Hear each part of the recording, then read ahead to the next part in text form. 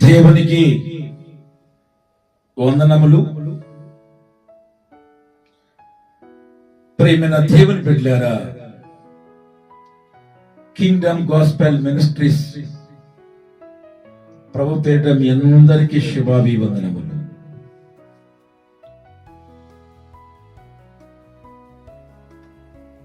దావీదు మహారాజు తనయుడు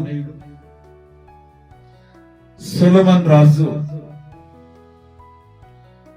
ఇజ్రాయేలు ప్రజలను పరిపాలిస్తున్నప్పుడు తన రాజ్య పాలనలో యువతీ యువకులకు, వృద్ధులకు, దరిద్రులకు, ధనికులకు ఏది మంచిదో ఏది చెడుదో అన్ని విషయాలను ప్రతి ఒక్కరికి అర్థమయ్యే విధంగా సామెతల రూపంలో వాళ్ళకి బోధన చేస్తున్నారు. సామెతల రూపంలో వాళ్ళందరికీ అర్థమయ్యే విధంగా బోధన చేస్తున్నాడు. ప్రతి ఒక్కరు కూడా దేవుని యందు విశ్వాసం కలిగి ఉండాలని బోధన చేస్తున్నాడు.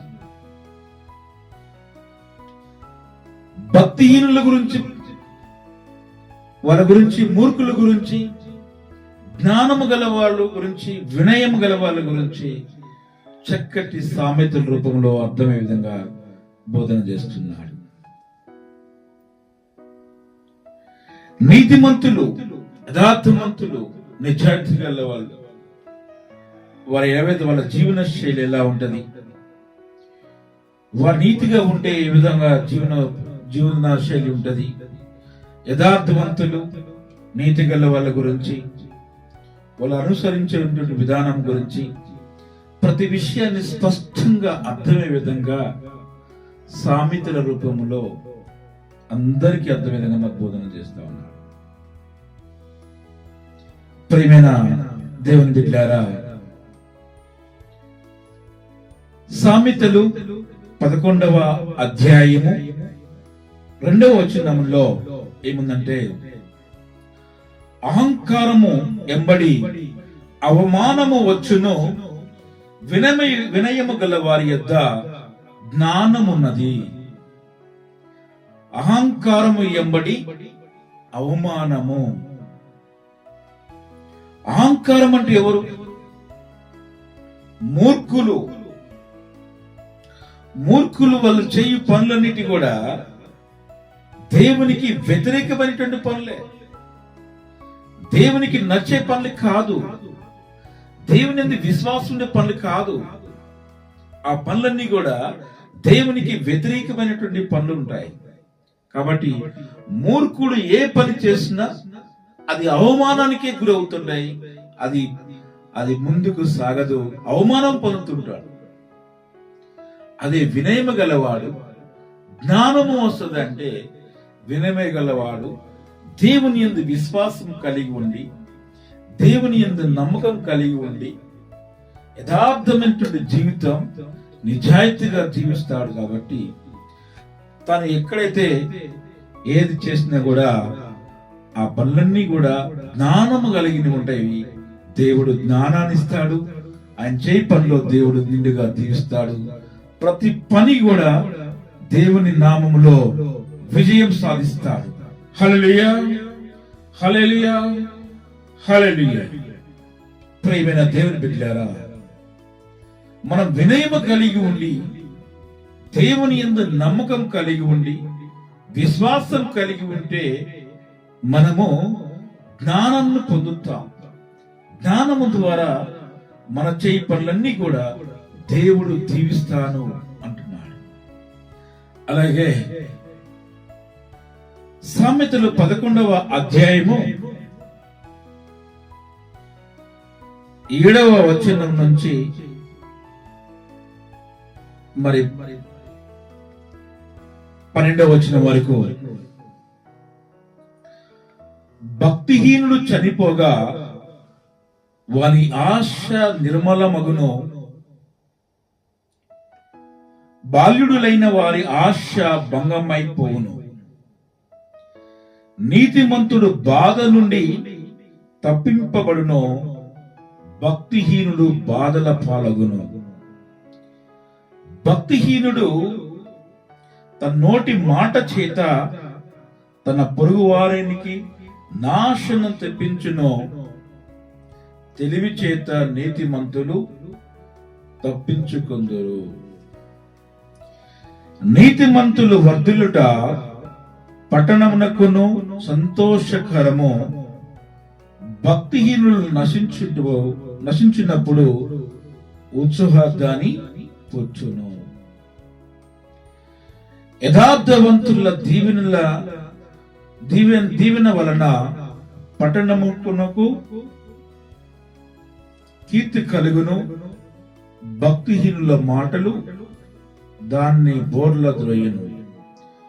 తన పొరుగు వారిని తృణీకరించువాడు బుద్ధి లేనివాడు, వివేకి ఉన్నవాడు మౌనంగా ఉన్నను. ప్రియమైన దేవుని బిడ్డలారా, యథార్థమైనటువంటి జీవితంలో ఈ విధంగా మనం జీవిస్తుంటామో, భక్తిహీనుడు చనిపోతే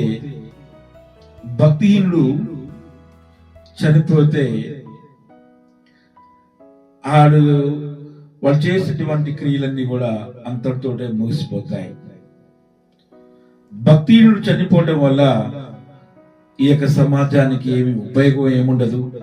ఆయన చేసిన పనులు కూడా ఎవడు జ్ఞాపకం చేసుకోలేడు. భక్తిహీనుడు బుద్ధి లేనిటువంటి వాడు, మూర్ఖుడు, దేవుని యందు విశ్వాసం లేనివాడు కనుక చేయి క్రియలన్నీ కూడా ఆ క్రియలు వాడు చనిపోయినప్పుడు అంతటితోడే అన్ని ఆగిపోతాయి. అదే నీతిమంతుడు, యథార్థమంతుడు, నిజాయితీ గలవాడు, దేవుని యందు విశ్వాసం కలిగి ఉండి వినయం కలిగి ఉన్నవాడు తను మరణించినప్పటికీ తన ఆశయాలు నిరీక్షణగానే ఉంటాయి. తను చనిపోయినప్పుడు కూడా తను చేసిన మంచి, తను చేసిన నీతి ఈ లోకంలో దేవుని యందు విశ్వాసం కలిగినటువంటి కూడా నిత్యము అంచి ఉంటాయి. అది ఆదర్శంగానే ఉంటాయి, నిత్యము పదిలంగానే ఉంటాయి. దేవుని యందు విశ్వాసం కలిగినటువంటి వ్యక్తులు ఎవరైతే ఉంటారో వారు చేయి పనులన్నీ కూడా యథార్థమైనవి కాబట్టి అవి ఇప్పటికి కూడా పదిలంగా ఉంటాయి. అతను చేసిన మంచి పనులన్నింటినీ కూడా అందరూ కూడా తలుచుకుంటారు, ప్రతి హృదయంలో నిలిచిపోతూ ఉంటాడు. యథార్థవంతుల యొక్క దీవెనలు ఆ పట్టణమునకు కీర్తి తెస్తాయి. యథార్థవంతులు, వినయము గలవాళ్ళు, నిజాయితీ గలవాళ్ళు దేవుని ప్రార్థన చేస్తారు. దేవా, ఈ పట్టణము నువ్వు ఆశీర్వదించము, ఈ పట్టణంలో ఉన్నటువంటి పరిపాలించేటువంటి వారిని దీవించండి, ఇది పట్టణంలో సుపరిపాలన జరగాలని, మంచి పరిపాలన జరగాలని దేవుని యందు విశ్వాసం కలిగి ప్రార్థన చేస్తారు. వారి యొక్క ప్రార్థన వలన, ఈ యథార్థవంతులు చేసేటువంటి ప్రార్థన వలన, యథార్థవంతుల వలన ఈ యొక్క పట్టణము దేవుని యొక్క దీవెనలు పొందుతాయి. కాబట్టి వారి యొక్క ఆశీస్సులు ఆ పట్టణం వైపు, ఆ పట్టణం మీద, పట్టణాన్ని పరిపాలించే వారి పైన నిండుగా దండుగా ఉంటాయి. అదే భక్తిహీనుల మాట వారిని పారద్రోలేను. భక్తిహీనులు ఎవరైతే ఉంటారో ఆ యొక్క పట్టణంలో నివసించే వారి మాటలు గాని, మన మూర్ఖుడు, బుద్ధి లేనిటువంటి పనులని పెద్దగా లెక్కన పరిగణనలోకి తీసుకోకూడదు. తన పొరుగు వారిని తృణీకరించేవాడు బుద్ధి లేనివాడు. ఏ ఆపదలో వచ్చినా, ఏ సమస్యలో వచ్చినా అందుబాటులో ఉండేవాడు ఇంటి పక్కన వాడు పొరుగువాడు. ఆ పొరుగువాడిని ఎందు మీరు విశ్వాసం కలిగి ఉండి ప్రేమతో ఉండాలి. ఆ పొరుగువాడిని తృణీకరించేవాడు ఎవరైతే ఉంటాడో బుద్ధి లేనిటువంటి వాడు, అజ్ఞాని వంటి వాడు, జ్ఞానము లేనటువంటి వాడు, తెలివి తక్కువ వాడు, వివేకైతే మౌనంగా ఉంటాడు. ఎందుకంటే వివేకము గలవాడు, జ్ఞానము గలవాడు, వినయము గలవాడు పొరుగువాని పక్కన ప్రేమ, సోదరీభావం కలిగి ఉంటాడు. ప్రేమైన దేవుని బిడ్డలారా, దేవుని యందు విశ్వాసం కలిగి ఉండి మనం యథార్థమైనటువంటి జీవితం